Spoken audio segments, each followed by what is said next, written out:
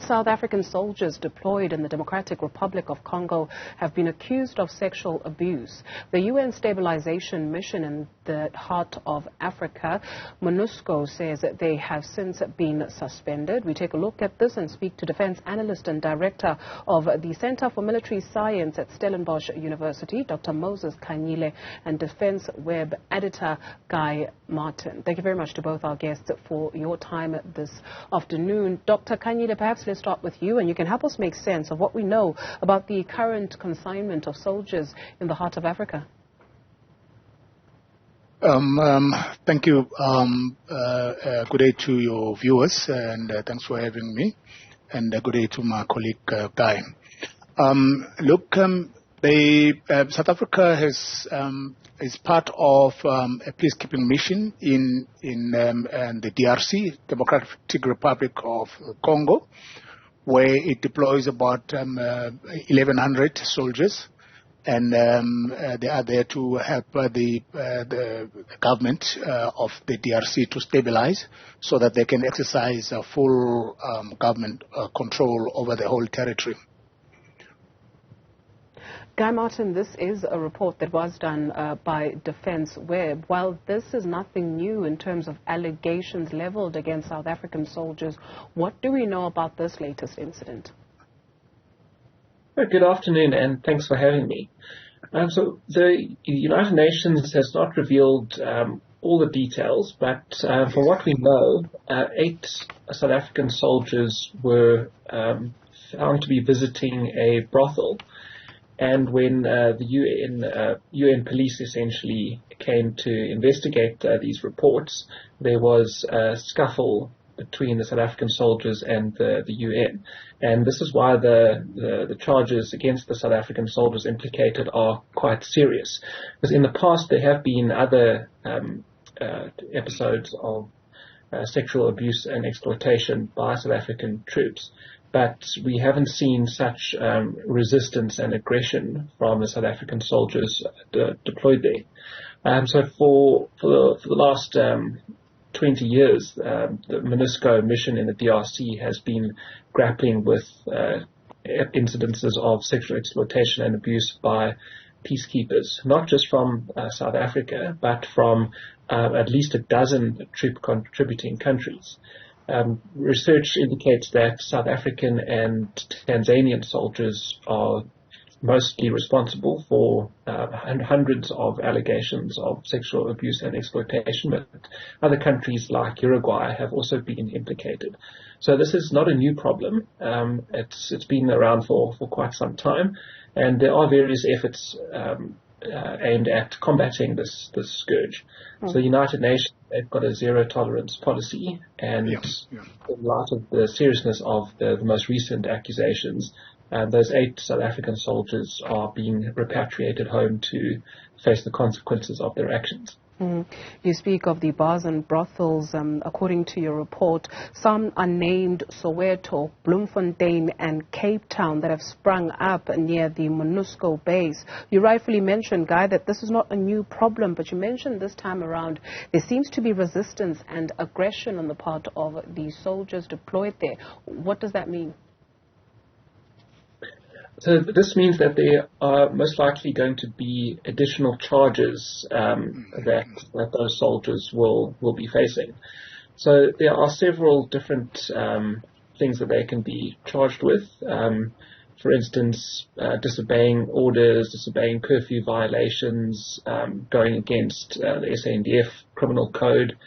And then, of course, there's also the actual the South African criminal law that would apply in this case, which could be sexual assault, rape, sexual offences against a child, and so on, depending on what exactly took place.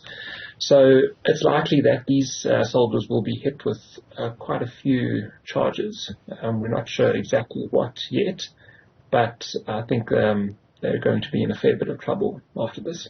Has there been accountability in the past? Some of these allegations against then soldiers date us back as far as 2015. What were the sanctions back then?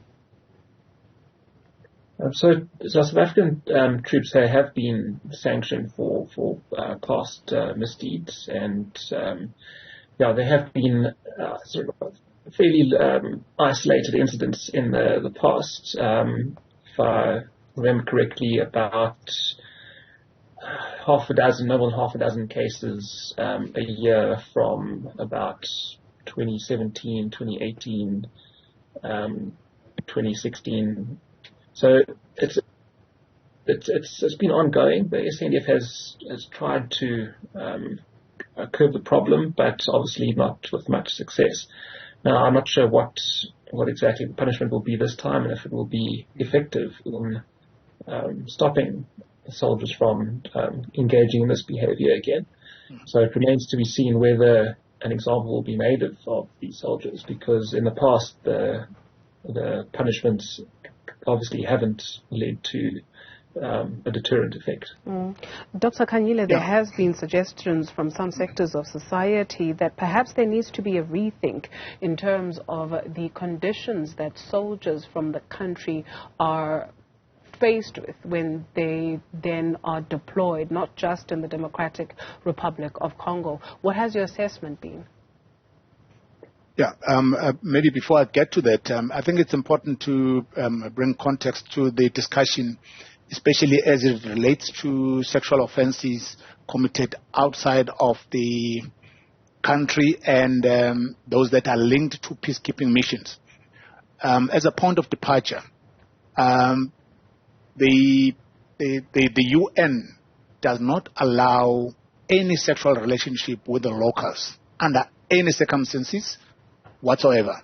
So this is the challenge that the UN Secretary General is grappling with, as Guy indicated, has been grappling with it for a couple of years now, and it affects all the whole UN system.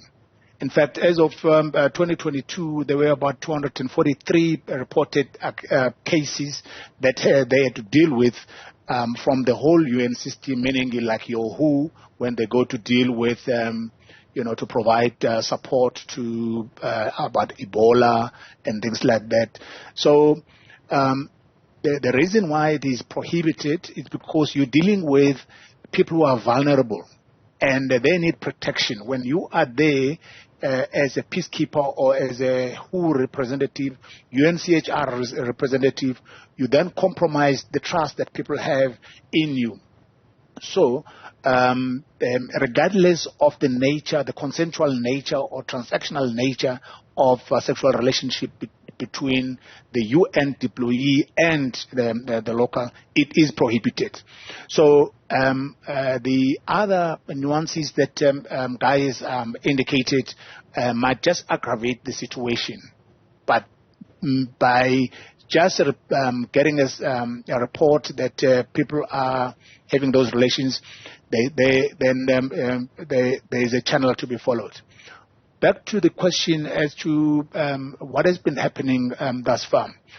You will recall that when these allegations first came up around 2013, 2014, there was a report compiled by the UN which indicated that the likes of the French, the Tanzanians, the South Africans were linked to these allegations.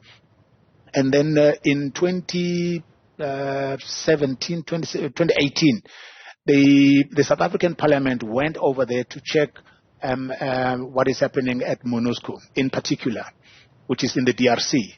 And they were also confronted with these allegations. It was at that point when the minister then, now the speaker, appointed the so-called ministerial task team on sexual exploitation and abuse, which looked at what can be done, what was the status at that point, what can be done. The report came out in 2020. Amongst the recommendations from that ministerial task team or MTT report was about revisiting the disciplinary code of South Africa as it relates to these sexual offenses, but also looking at, as you might be aware, rape. I mean, South Africa, the SANDF has its own military courts and has got certain powers. But when it comes to sexual offenses, only rape can be referred to the civilian courts. All other forms of sexual misconduct can be tried internally. And that report indicated that maybe it's high time that that matter be reconsidered. But it was going to be reconsidered within the framework of the new military disciplinary bill, which unfortunately has not yet been finalized. So it is still a process underway.